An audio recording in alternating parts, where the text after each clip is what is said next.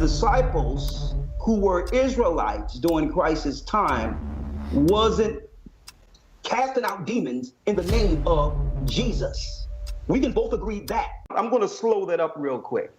Number one, we both agree, whether you say that it doesn't matter, we can both agree that the disciples who were Israelites during Christ's time wasn't casting out demons in the name of Jesus. We can both agree that because there was no J's. Can we agree there? Jesus.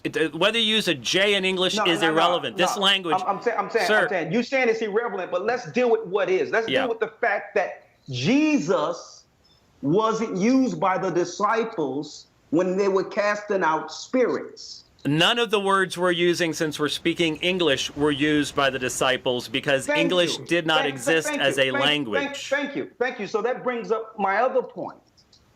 Okay? Because of that, okay, I believe in also the apocryphal books.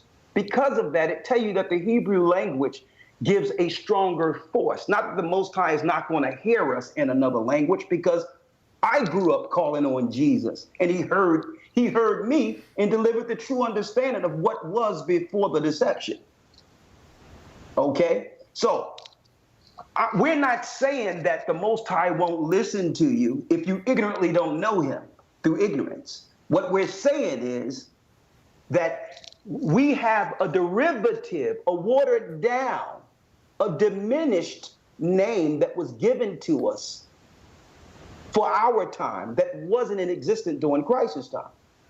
That's the whole point. And now it's being revealed what his true name was. And not only was his name hid, he was hid under these other deities you're about to go into. That was the point of me going into ancient Babylon and those deities, James. Yeah. Is the fact that these are the same deities that are being ascribed to our Bible today. And many people are leaving the Bible because they're finding out that these deities are evil and false, and they're relating those deities to the Bible. Excuse me. I know you've made the assertion that in Christian churches we're worshiping Tammuz or something like that. I don't know almost any Christians even know who Tammuz was, but the idea of making a connection between ancient Babylonian deities and the New Testament that specifically reveals to us that Jesus Christ is the Son of God, that he's the creator of all things, et cetera, that's a huge leap that you've asserted, but you haven't proven. Maybe you could try to do that.